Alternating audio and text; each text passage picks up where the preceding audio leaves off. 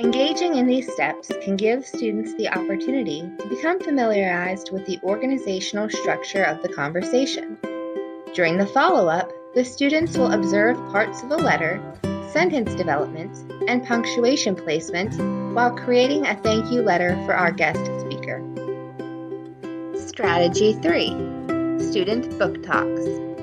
Student book talks give students the opportunity to explore new texts and then persuade peers to read the books based on a brief but intriguing reveal of a few primary details about the story.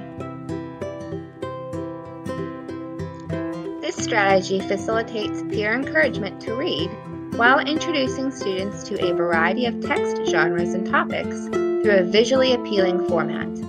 This is a strategy that I would like to incorporate into both my math and science blocks through the development of student-created commercials. During the commercials, students will try to convince their peers to read a fiction or nonfiction book from the math and science classroom library. These commercials will be aired to the class during morning meeting each week. The final strategy that I'm going to highlight is anticipation guides. Making a prediction using prior knowledge is a routine that my students are familiar with through their application of the scientific method during science experiments. Anticipation guides follow a similar pattern in which students are accessing prior knowledge and beliefs to make a prediction about a statement or question presented by the teacher before a reading takes place.